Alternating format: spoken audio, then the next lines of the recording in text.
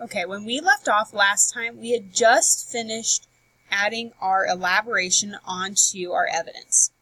Now, before we continue on and giving some more examples with that, I want to just talk you through a couple citation basics that you need to know before you keep going. If you're feeling pretty confident about how you create a citation from your evidence, then you just need to watch this part of the PowerPoint and then you can stop the video. However, if you're feeling that you still don't quite understand how to make your own citation, then continue watching the entire video and I'm going to give you a couple more examples. But first we need to go over some of the basic do's and don'ts. When you're doing a direct quote, it should be less than 3 sentences. You shouldn't be taking an entire paragraph of someone else's work at this stage. When you're in high school and college, you're going to be doing that a lot more, but in junior high, you should not be taking an entire paragraph. That is way too much. You need to have your own elaboration and your own words in every single paragraph. So please don't do more than 3 sentences. This is a chart that should help you understand the differences between quotes, paraphrases, and summaries.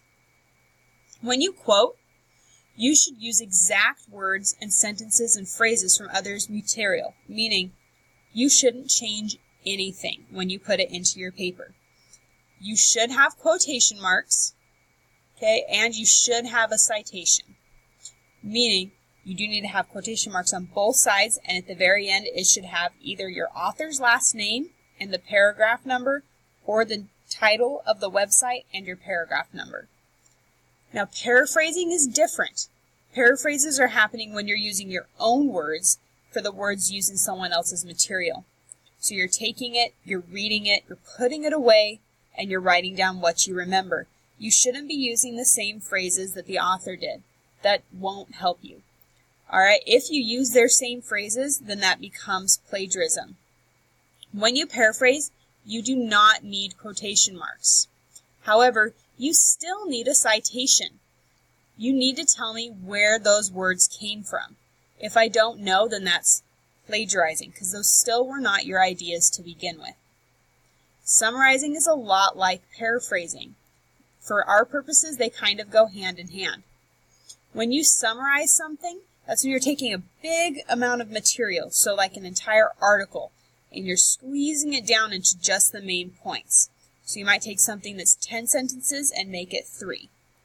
When you're doing that, just like paraphrasing, you do not need quotation marks, but you still need a citation because it's someone else's idea.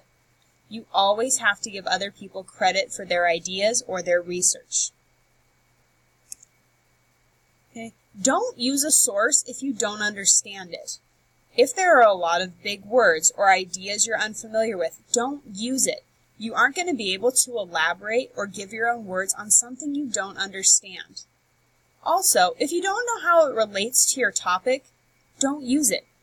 First of all, it might not even relate to your topic, even though you think it does, but it won't make you sound smarter if you have no idea what you're talking about. A lot of people will try and put things that they think sound cool or they think make them sound smart. In all reality, it doesn't make you sound smarter to say something that you don't understand. And I'm just noticing, I have a little typo. Fantastic.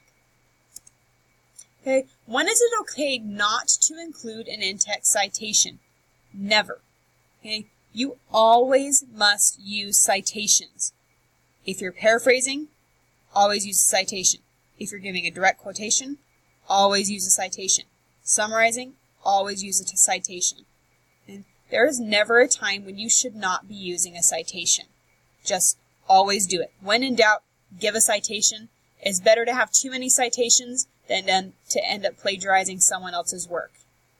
I will never be upset for plagiarizing too much. Okay. If you are feeling like you understand all about citations, you feel confident, you can do them in your own essay, this is the point when you can stop the video and go ahead and go on to the rest of your assignment. If you're still feeling a little fuzzy, you're like, I don't really understand how to do citations, keep listening. I'm going to go over a couple more examples. So we just barely left off here talking about how Molly went to school at her aunt's school. So if we were going to add some more evidence, we'd be going back to our Google search.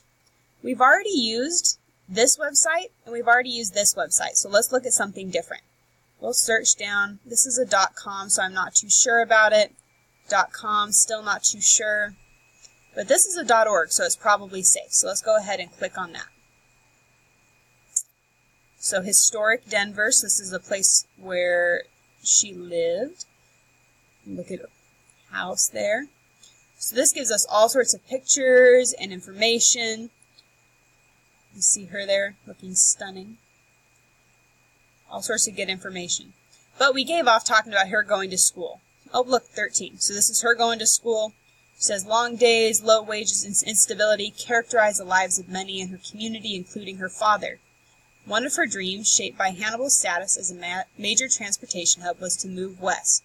So we've already got pretty much up to this point. So now if we're going to be paraphrasing, we're going to start reading this and kind of memorizing what it says, and then we're going to go ahead and put it away and write our paraphrasing. Margaret and her brother Daniel followed personal dreams in the national chain of migration to Leadville, Colorado.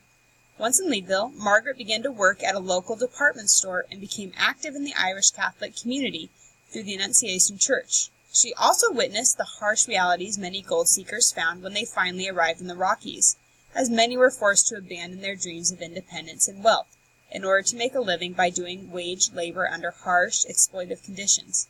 Margaret soon became involved in soup kitchens and charity efforts.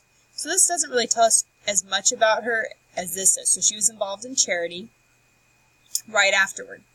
So we know that she started her work right after she left school at age 13, and then she just jumped right into working. So let's go ahead and write our paraphrase on this. We're going to pick up right where we left off. We could say, Molly's life was built on hard work and dedication.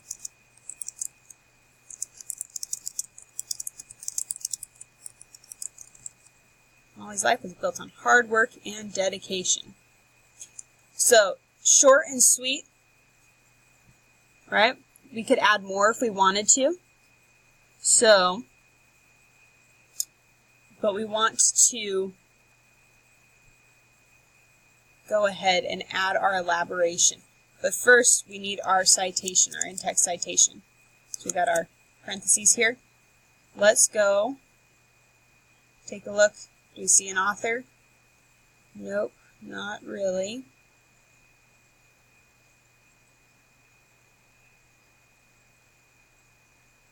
Scroll right on down. We'll just kind of skip over this because they're usually going to be at the bottom. Okay, so we're seeing a contact us and sponsors, but we're not really seeing any author.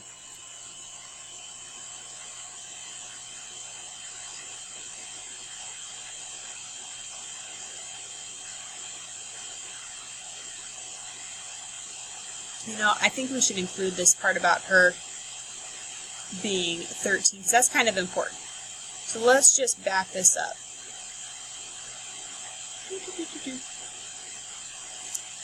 It's okay to rewrite your paraphrasing a couple of different times. So we're just going to say Molly started working in a factory when she was just 13. She later worked at a department store where she got involved in charity.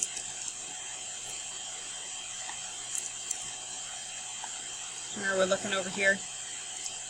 Talks about how she was at 13. Then she went here. Alright, she worked at a department store, got involved in charity. So just what we wrote with our paraphrasing. That just gives us a little more detail. Let's give just a tiny bit more. Let's find out what happens next. So it says, a short time after her arrival, she met J.J. Brown, a mining engineer with respectable prospects but no fortune. After a summer courtship, Margaret and J.J. were married on September 1st, 1886. J.J. was 31 years old and Margaret was barely 19, so he was a lot older than her. Alright, so let's go back in here. We don't need to focus so much on their age difference, but we could put that shortly after that, she met her husband, J.J. Brown. We'll just leave it at that. So now we need our citation, and we already established that we couldn't find an author. So we're going to go ahead and look at our site. And looking at this, we already know that this is Historic Denver. That's our site name. So we're going to write down Historic Denver. And then we need our paragraph number. So we skipped our first one. We went right to, we were talking about 13. So second paragraph, third paragraph, fourth paragraph, fifth paragraph. Okay, we didn't use the second. So third, fourth, and fifth paragraph. So we could go paragraphs 3 through 5. Ta-da! Citation done. Then, of course, are we done? Completely? Yes with our citation, but no because we need elaboration. So we're going to put some of our own voice in here. So we're going to say, Molly's life was built on hard work and dedication.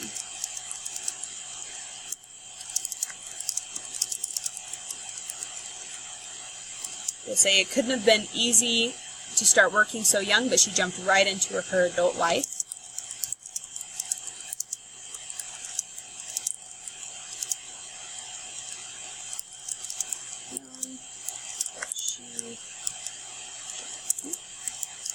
Right into her adult life. We could say a little bit more because we want to make this bigger than our evidence, right? So we could say Molly continued her charity work after her marriage to J.J. Brown when they moved to a small mining town.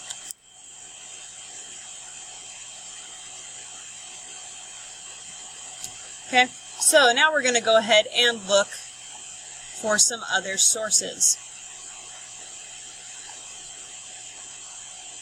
Granted, we didn't actually read about this, so it's probably best to double check and make sure that we can find a source that will support that. So let's take a look and see if there's anything in here that can help us out. So we can probably skip the first paragraph because we already know about her growing up. Talks about her parents. It says here that she married J.J. Brown, James Joseph Brown.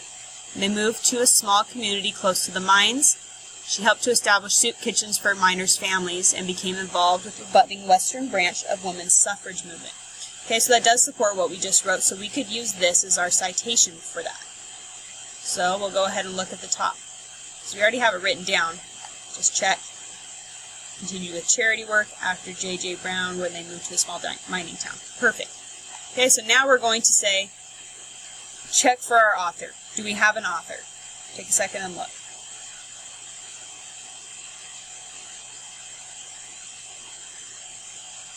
Okay, hopefully you've noticed right here it says written by Kristen Iverson. So that is going to be our citation. Remember, we're just going to take the last name of the author. So Iverson.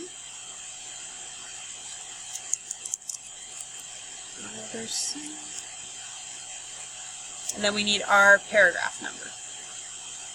We skipped our first paragraph. It was here in our second paragraph. Establishing soup kitchens for miners' families. So we're going to go ahead and include our paragraph number. Well, bam, citation done. But now we need to elaborate once again, so your own words. So we could say, Molly was always looking outward, because she was trying to help people, right? Always looking outward, hoping to help others. She wanted to help them in their soup kitchen. So she wanted to make a difference in the world, and she started in her own community. Now let's say you wanted to use something from your passenger card, right? That's not going to be online because it's something I gave to you. So, if you want to lead in, you could always use your sentence starter like we've talked about. So you could say, if you want to use something on her passenger card, according to her passenger card, Molly's hard work paid off when and she boarded